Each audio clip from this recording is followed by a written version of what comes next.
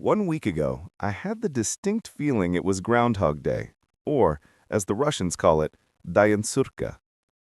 Amid U.S. threats to pressure Moscow by supplying Tomahawk missiles to Ukraine, Vladimir Putin and President Donald Trump held a telephone call. The result? The announcement of a U.S.-Russia summit in Budapest.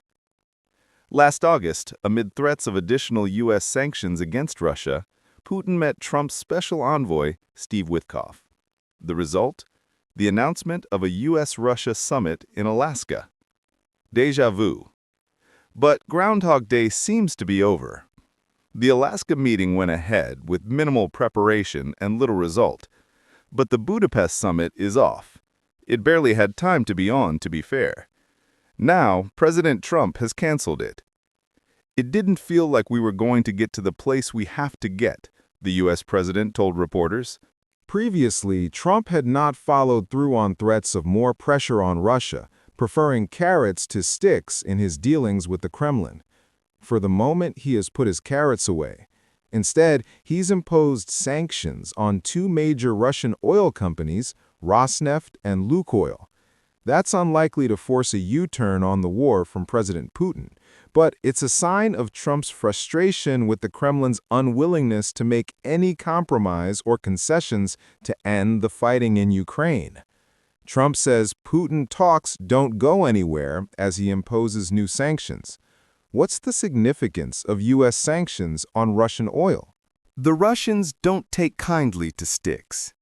The USA is our enemy, and their talkative peacemaker has now fully set on the path to war with Russia, wrote former Russian President Dmitry Medvedev on social media.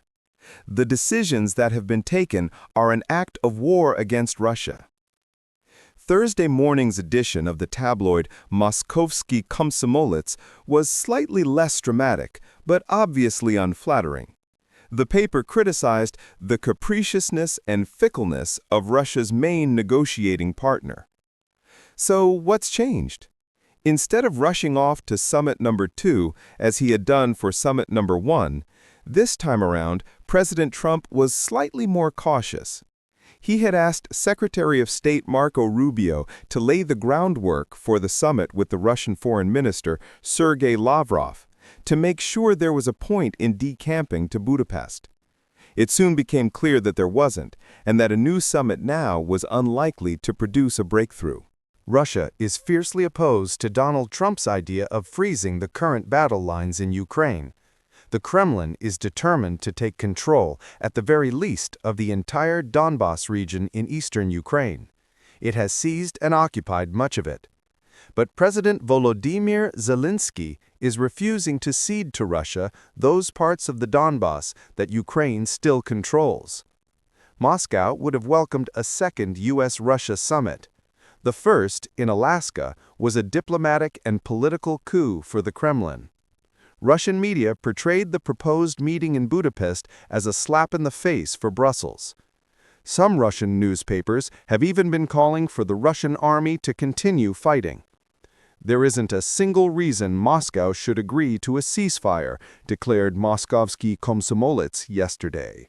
That doesn't mean the Kremlin doesn't want peace. It does, but only on its terms, unacceptable to Kiev and Washington. Moscow is demanding that what it calls the root causes of the Ukraine war be addressed, including a halt to NATO enlargement eastwards. It's also believed to still want to pull Ukraine back into its orbit. Is Donald Trump ready to increase the pressure on Russia even more? Possibly. But it's also possible we may wake up one morning and find ourselves back in Groundhog Day. In the game of Trump tug-of-war, Russia is leading again, wrote Moskovsky Komsomolets. In the couple of weeks before the meeting in Budapest, Trump will be pulled in the opposite direction by telephone calls and visits from Europe. Then Putin will pull him back to our side again.